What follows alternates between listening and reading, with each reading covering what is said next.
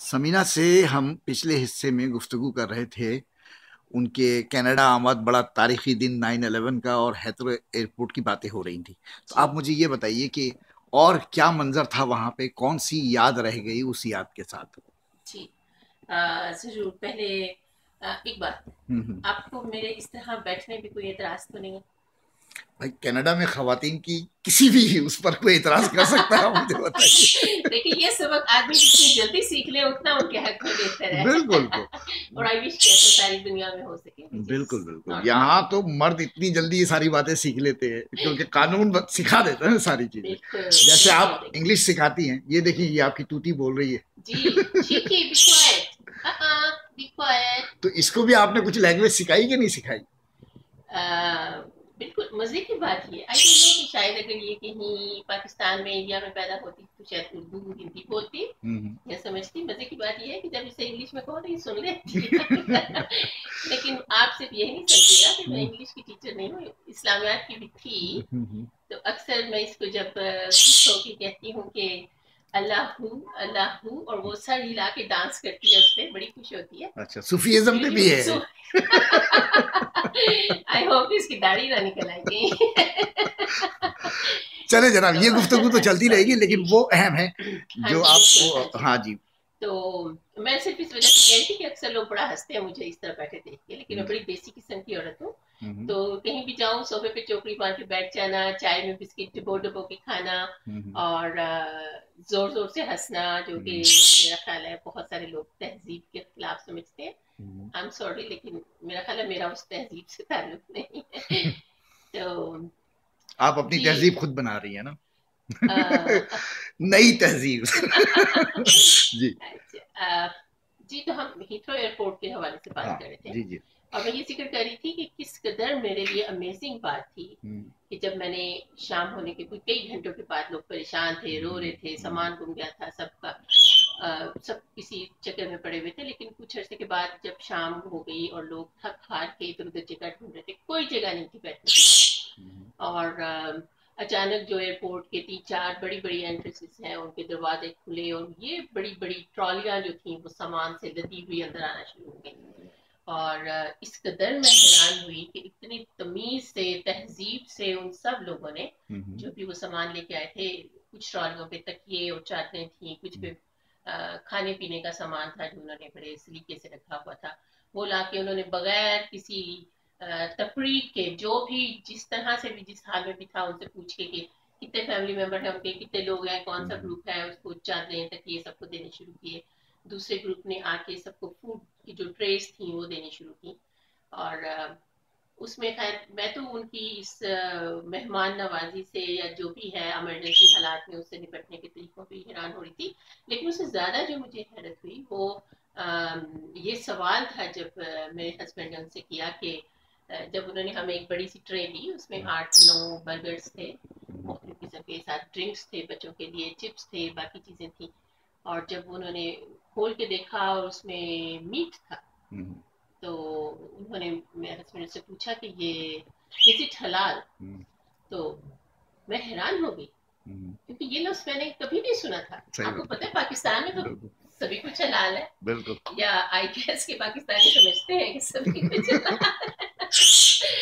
सो और वहाँ कोई वेजिटेरियन नहीं है कि कहीं किसी वेजिटेरियन फूड का कोई कॉन्सेप्ट होता। तो ये दो लफ्ज मैंने उस दिन एयरपोर्ट पे सीखे हम्म। कि क्या ये हलाल फूड है, हम्म। और क्या ये वेजिटेरियन, अगर आपके पास कोई है तो वो ला दें। तो हम्म। मैंने उनसे कहा अपने हस्बैंड से, तो इससे क्या फर्क पड़ता है हम्म। कि जाहिर है कि बच्चे भूखे हैं, मेरा हम्म। भूख से बुरा हाल है, कि हमें हम्म। खाना खाने दें।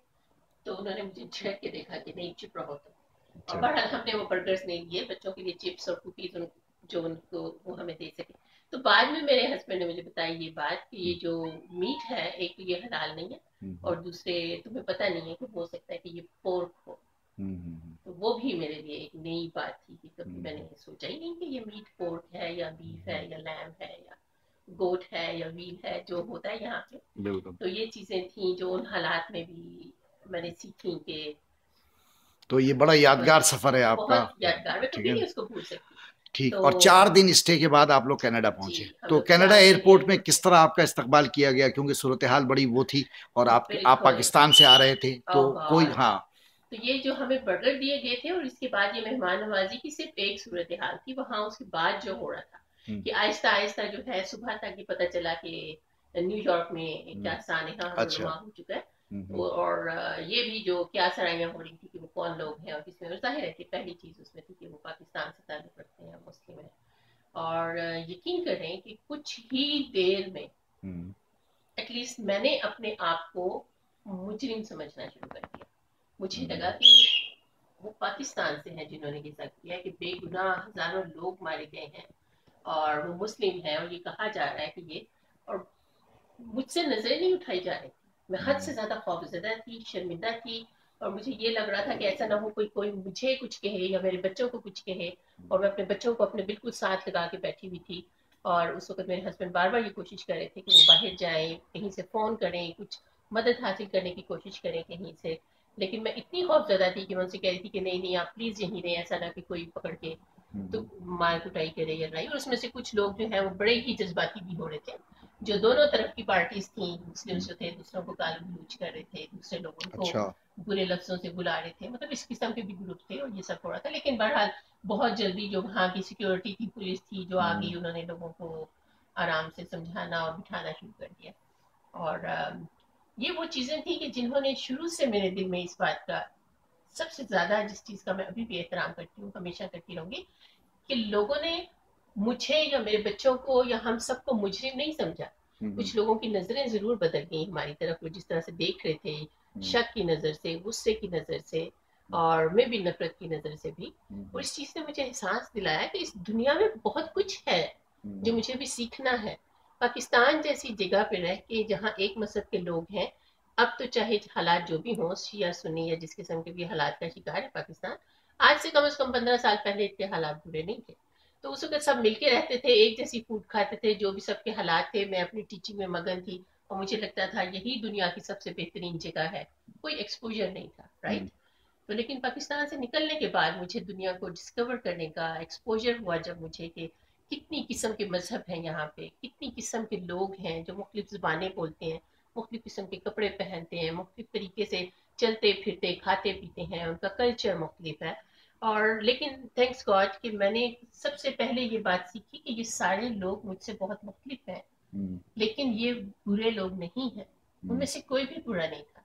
हम्म, आज मुझे इतने साल हो गए हैं, मैं मेहनत करती हूँ, दिन रात अपनी मेहनत से मैं यहाँ तक पहुंची हूँ जहाँ तक मैं हूँ अभी। मेरी जिंदगी में कभी कोई ऐसा नहीं हुआ कि जिसने मुझे ये कहा हो कि तुम औरत हो, या हम्म, तुम मुस्लिम हो, या तुम पाकिस्तानी हो, इसलिए तुम जो है बाकी लोगों से कमतर हो या कम दर्जे पे हो। बिल्कुल। हमेशा मुझे बराबर का दर्जा दिया जाता है, इज्जत दी जाती है।